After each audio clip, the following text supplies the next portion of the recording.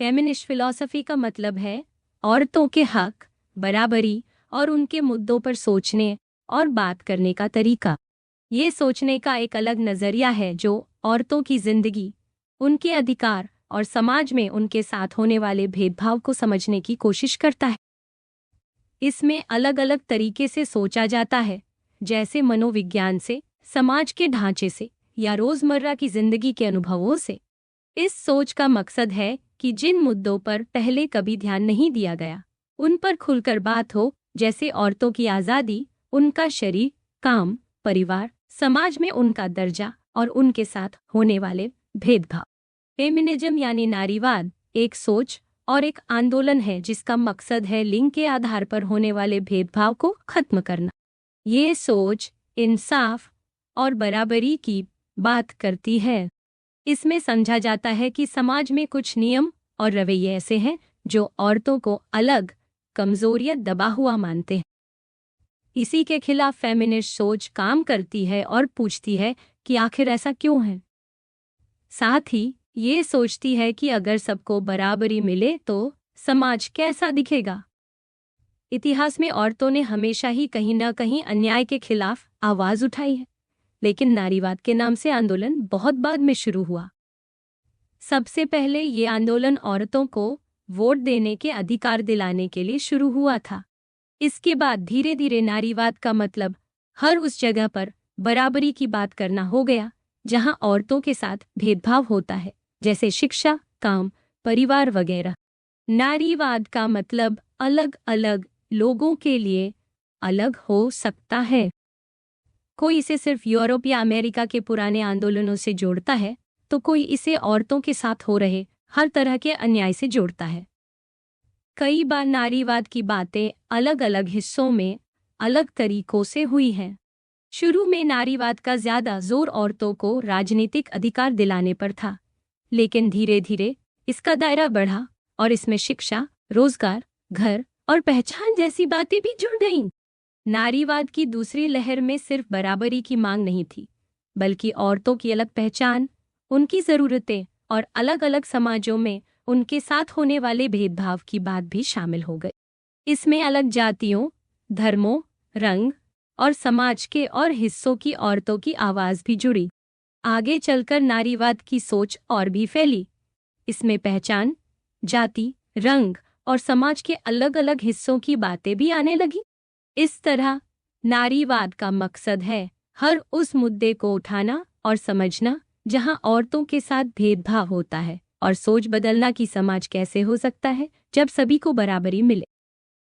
कुछ लोग नारीवाद को अलग अलग लहरों में बांटने से सहमत नहीं हैं, क्योंकि इससे हर दौर की अलग सोच और लगातार चली आ रही औरतों की लड़ाई छुप जाती है। नारीवाद सिर्फ कुछ गिने चुने देशों या लोगों की बात नहीं है। असल में अलग अलग समाजों और समय में औरतों ने हमेशा ही पुरुषों के दबाव के खिलाफ आवाज उठाई है। कई बार मुख्य राजनीति से अलग भी औरतों ने अपने हक के लिए संघर्ष किया, खासकर रंग, जाति या मेहनतकश औरतों ने। नारीवाद सिर्फ एक आंदोलन नहीं है, ये सोच और विश्वास भी है। कई बार जब कोई बड़ा आंदोलन नहीं भी था, तब भी लोग औरतों के इंसाफ के बारे में सोचते और लिखते रहे हैं। इसलिए नारीवाद को सिर्फ आंदोलन से जोड़ना सही नहीं है। ये सोच, विचार और सिद्धांतों का भी हिस्सा है जो लिंग के आधार पर होने वाले भेदभाव को समझने और उसका हल ढूंढने की कोशिश करता है। नारीवाद के अंदर भी सोचने के तरीके अलग अलग हो सकते हैं। जैसे कुछ लोग विश्लेषणात्मक तरीके से सोचते हैं, तो कुछ लोग समाज। लेकिन इन सब के बीच में नारीवाद का मकसद लगभग एक जैसा ही है कि समझा जाए कि समाज में औरतों के साथ क्या गलत होता है और उसको कैसे बदला जा सकता है। नारीवादी सोच का एक बड़ा मकसद है यह जानना और बदलना कि लिंग के आधार पर समाज में जो नियम या सोच बनी है वो कैसे बदल सकती है। इसमें औरतों की पहचान, समाज में उनका दर्जा और उनके साथ होने वाले अन्याय की बातें शामिल हैं। साथ ही ये भी देखा जाता है कि रंग, जाति, समाज और काम के स्तर पर औरतों के साथ किस तरह का भेदभाव होता है और इससे कैसे बाहर निकला जाए। नारीवाद के बारे में सोचने और लिखने वाले कई लोग अलग अलग तरीके से इसको समझते हैं। किसी को लगता है कि किस तरह की राजनीति या नियम होने चाहिए, तो कोई सोचता है कि औरतों की पहचान क्या है। कई बार इनमें आपस में मतभेद भी दिखते हैं, लेकिन एक बात साफ है कि सबका मकसद है औरतों के हक, बराबरी और इंसाफ की बात करना। कई सालों से नारीवाद को लेकर लोगों में कभी कभी झुंझलाहट भी दिखती है, क्योंकि कई बार सबको एक ही सच जानने की चाह रहती है, जैसे आखिर औरत कौन है। लेकिन अभी तक ऐसा कोई एक सोच या नियम नहीं बन पाया है जो हर किसी के लिए सही हो। माना जाता है कि नारीवाद औरतों के बराबरी के अधिकार की बात करता है, पर ऐसा सोचने से लगता है जैसे ये सिर्फ एक तरह की राजनीति या सोच पर टिक जाता। असल में औरतों के साथ होने वाला भेदभाव सिर्फ कानून या वोट देने के अधिकार तक ही नहीं रुकता, बल्कि ये समाज के ढांचे, संस्कृति, भाषा और सोच तक फैला हुआ है। दूसरी बात यह भी है कि औरत की पहचान को एक ही तरीके से नहीं समझा जा सकता, क्योंकि अलग अलग समाज और माहौल में औरत की परिभाषा भी अलग हो सकती है। इस पर कई बार बहस होती रही है, खासकर जब बात ट्रांसजेंडर या गैर बाइनरी लोगों की आती है, या पहले जब नारीवाद का चेहरा ज्यादातर गोरियों और मध्यम वर्गीय औरतों तक ही सीमित था। इसलिए कई बार ये सवाल उठता है कि आखिर नारीवाद है क्या। शायद नारीवाद वहीं खड़ा होता है जहां आज़ादी, पहचान और हक को लेकर समाज में उलझन और बहस होती है। जब भी किसी समाज में बराबरी की बात होती है, वहीं सवाल उठता है कि औरतों को उसमें कहाँ रखा गया है। अलग अलग समय और जगह पर राजनीति या समाज की सोच के बदलने पर ये सवाल और तेज हो जाते हैं। यही वजह है कि नारीवाद हमेशा नए नए सवाल पूछता है और समाज को अलग नजरिए से देखने की कोशिश करता है। इसीलिए अगर नारीवाद के पास कोई एक जवाब नहीं भी है, तो भी ये बात अपनी जगह सही है। अगर सीधे कहें तो नारीवाद एक बड़ी छतरी जैसा है, जिसमें औरतों के साथ होने वाले भेदभाव के अलग अलग पहलुओं को देखा जाता है। नारीवाद के अंदर भी अलग अलग राय है, जैसे कि इंसाफ क्या है, भेदभाव क्या है, या किन औरतों की आवाज़ सबसे पहले सुनी जानी चाहिए। इसके बावजूद सबका मकसद यही है कि औरतों के साथ अन्याय खत्म हो और समाज में बदलाव आए। आज के समय में नारीवादी सोच और रिसर्च 80 के दशक से ज़्यादा बढ़ी है, जब ज़्यादा औरतों ने पढ़ाई और फिलॉसफी में कदम रखा। तब औरतों ने अपनी खुद की जिंदगी के अनुभवों को सोचने समझने का मुद्दा बनाया। उस वक्त ज़्यादातर पढ़ाई और सोच मर्दों की नज़र से होती थी, नारीवादी सोच बहुत कम थी। धीरे धीरे औरतों ने अपनी बातें उठाईं, जैसे गर्भपात, बराबरी का मौका, शादी, प्यार और सेक्सुअलिटी के मुद्दे। इसके साथ ही नारीवादी रिसर्च में वही सब मुद्दे आने लगे जो आमतौर पर बाकी फिलॉसफी में भी उठाए जाते थे। नारीवादी सोचने समझने की शुरुआत औरतों की जिंदगी, उनके रोल और समाज में उनके महत्व या अनदेखी पर ध्यान देने से होती है।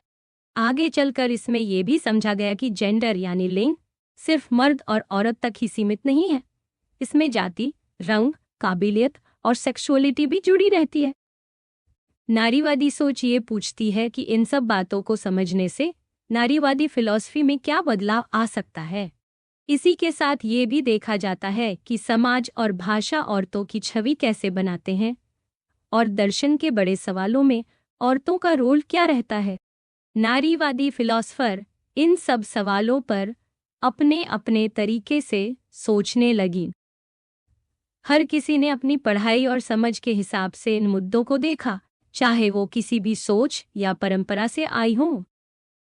इससे नारीवादी सोच अलग अलग रास्तों से निकल कर आई, लेकिन इनमें कुछ बातें एक जैसी भी थीं।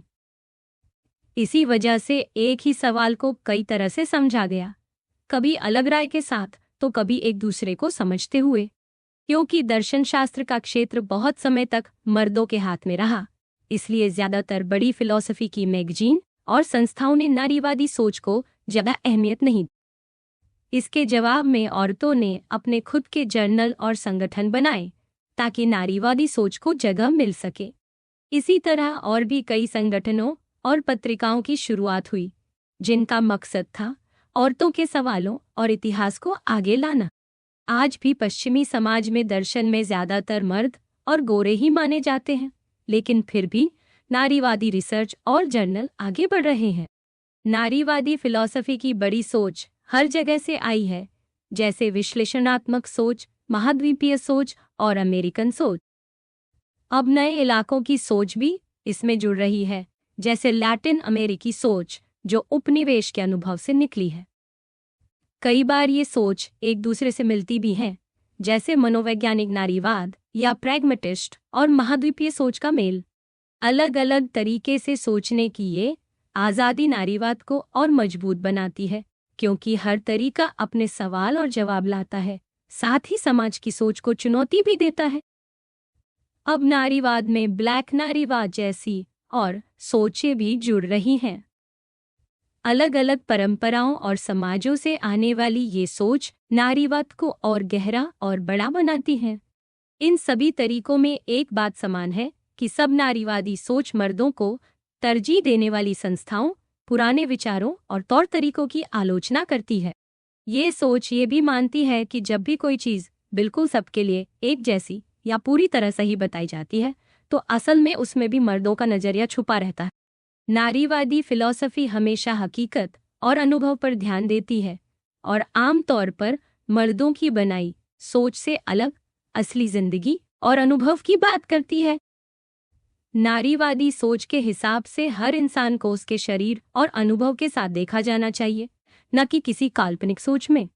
नारीवाद का मकसद सिर्फ पुराने सवालों का जवाब ढूंढना नहीं, बल्कि समाज में बदलाव लाना भी है। नारीवादी फिलॉसफी ये मानती है कि इंसान को और उसके रिश्तों को समझना, इंसाफ और समाज की भलाई को जानना और ये देखना जरूरी है कि समाज में कौन से नियम किसके लिए फायदेमंद हैं। इसी के साथ ये भी समझा जाता है कि इतिहास में औरतों के बारे में कई बातें बिल्कुल सही नहीं कही गई। अक्सर जो बात सबके लिए सही बताई जाती है, वो दरअसल एक खास नजरिए से आई होती है। नारीवादी सोच का सबसे बड़ा इरादा ये है कि समाज बदले, औरतों के साथ होने वाले भेदभाव खत्म हो और नया रास्ता निकले। इसी सोच के चलते नारीवादी फिलॉसफी में एक से ज्यादा तरीके और परंपराएं एक साथ चलती हैं। कई बार अलग अलग परंपराओं की बातें एक साथ मिल जाती हैं, जिससे सोच और भी गहरी हो जाती है। नारीवादी फिलॉसफी में हर उस इंसान की बात शामिल की जाती है जिसके साथ कभी न कभी भेदभाव हुआ हो। भले ही नारीवादी सोच में कई बातें समान हैं, लेकिन हर तरीके में लिखने और सोचने का अंदाज अलग हो सकता है।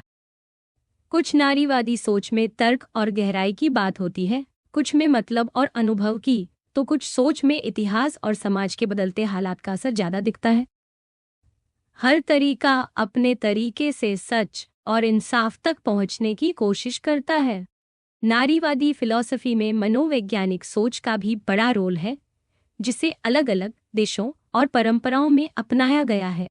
जैसे कुछ जगहों पर इसका इस्तेमाल अलग तरह से होता है, तो कहीं इसकी समझ और भी बदल जाती है।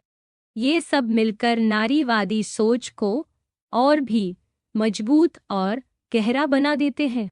नारीवादी सोच में सबसे अहम बात सेक्स और जेंडर है, लेकिन इसमें भी अलग अलग राय मिलती है। कुछ नारीवादी मानते हैं कि औरत और मर्द का फर्क समाज ने ही बनाया है, सिर्फ शरीर से तय नहीं होता। कुछ का मानना है कि औरत और मर्द में फर्क को समझना और उसकी अहमियत को मानना चाहिए।